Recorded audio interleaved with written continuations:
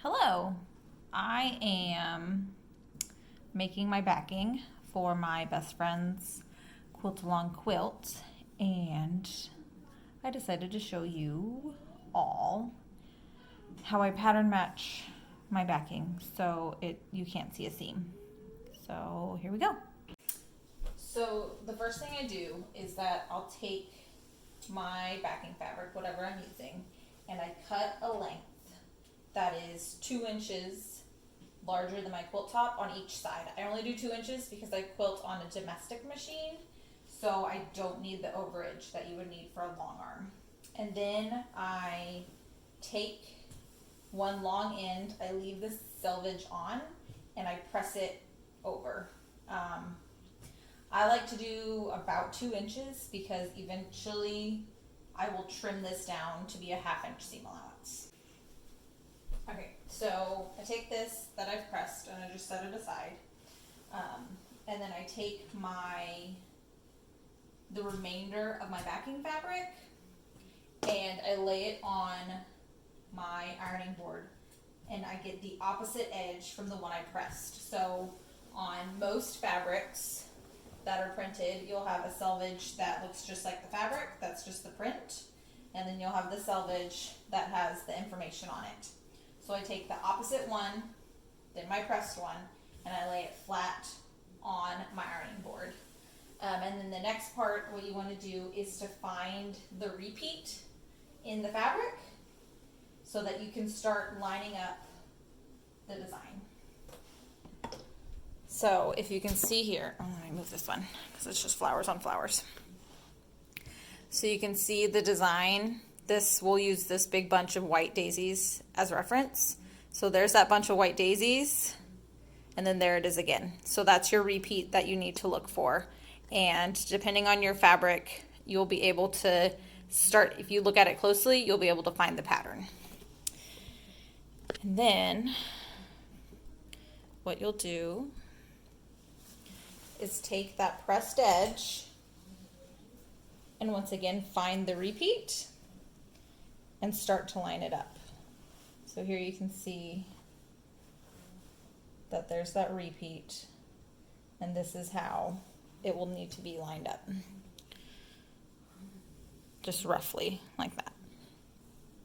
Once you determine where the repeat is at, this is when we're going to start gluing. Now I like to use the Goes on Purple Elmer's glue stick.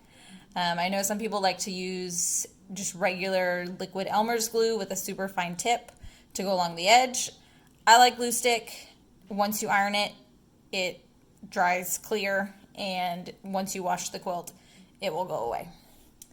So I take the folded edge and my glue stick, and I work in about, I don't know, like 6 to 8 inch sections, and I'll just lather on some glue stick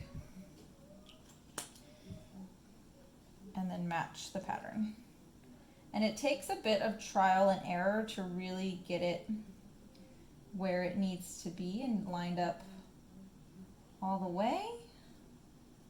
But once you start doing it, you kind of get into the swing of things, and it gets easier as you go along.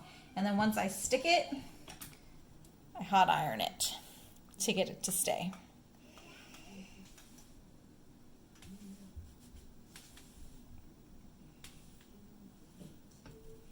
There you go. And then again, pull this back. Put some glue stick on it. And continue down the length of the fabric. All right, now that you have it completely glued together, you want to carefully move it to your sewing machine.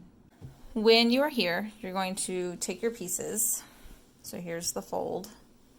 Here's the folded side that I glued. And then you'll have that side up with your seam allowance. And now we're going to sew right along the crease where we pressed.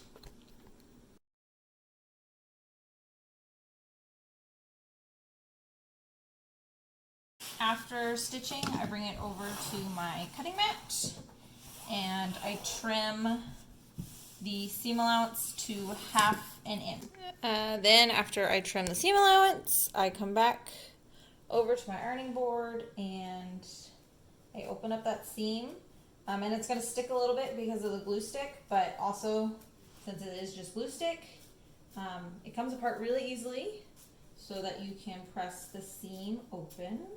Like I was saying, come over and press the seam open, and that glue will be all dry because it's just glue stick, and so the iron dries it pretty instantly. And then you can press this seam open and get a little sneak peek at how well you pattern matched. Looks pretty good. And then you can flip it over and take a look at your handiwork. And there you have it. I mean, it's not always going to be 100% perfect, but from far away, and once it's washed, you will never be able to tell where that seam is. So that is like a really rough outline of how I like to pattern match the backs for my quilts, because it's just, I think it's prettier to not have a seam.